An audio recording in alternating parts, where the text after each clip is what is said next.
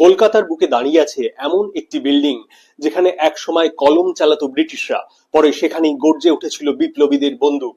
এই লাল দালানটি শুধুমাত্র office building নয়, বরং বাংলার বিদ্রোহের একটি ইতিহাস।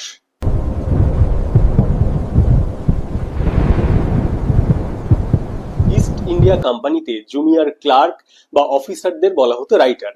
এদের প্রধান কাজ ছিল কোম্পানির হয়ে হিসেবপত্র রক্ষা করা, চিঠিপত্র সামলানো এবং বাকি প্রশাসনিক কাজের দেখভাল করা।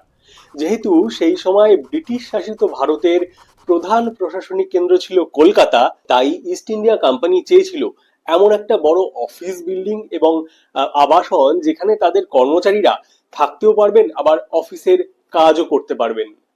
1777 সালে ব্রিটিশ স্থপতি থমাস লিয়ন তৈরি করলেন এই সুবিশাল বিল্ডিংটি রাইটারদের জন্য। যেহেতু তিনি রাইটারদের থাকার জন্য এই বিল্ডিংটি তৈরি করেছিলেন, তাই এই বিল্ডিং এর নাম হয়েছিল রাইটার্স বিল্ডিং।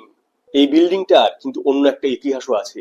1930 সালের 8ই ডিসেম্বর তিনজন মহান বিপ্লবী বিনয়, বাদল, দীনেশ বিদেশি পোশাকের ছদ্মবেশে ঢুকে পড়ল এই রাইটার্স বিল্ডিং এ। তাদের মূল টার্গেট ছিল কুখ্যাত ব্রিটিশ পুলিশ অফিসার এন.এস. সিমসন, যিনি ভারতীয় জেলবন্দীদের উপর অকথ্য নির্মম অত্যাচার করতেন। সিমসনের অফিসে ঢুকে বিনয়, বাদল, দীনেশ সিমসনকে গুলি করে হত্যা করলো। পুরো বিল্ডিং এ ব্রিটিশ পুলিশ এবং এই তিন মহান বিপ্লবীর গুলির লড়াই চলল। একটা সময় ব্রিটিশ পুলিশ এই তিনজনকে ঘিরে ফেললে বাদল গুপ্ত সাইনাইড খেয়ে আত্মবলিদান দিলেন দেশের জন্য। বিনয় বসু এবং দীনেশ গুপ্ত নিজেদের উপর গুলি চালালেন। বিনয় বসু হাসপাতালে মৃত্যুবরণ করলেন এবং দীনেশ গুপ্তর ফাঁসি হলো। জানেন তো, এই লালবাড়িটা সাক্ষী হয়ে আছে বহু ইতিহাসের। ব্রিটিশ আমল, 1977, তারপর 2011।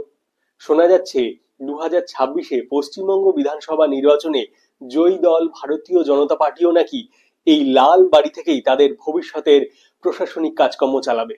তাহলে এই লাল বাড়িতেই শুরু হতে চলেছে আর এক নতুন অধ্যায়ের, আর এক গৌরবময় ইতিহাসের। জয়ী দলকে চ্যানেলের তরফ থেকে স্বাগত জানাই। চ্যানেলে নতুন হলে চ্যানেলটিকে আপনারা সাবস্ক্রাইব করবেন। নমস্কার।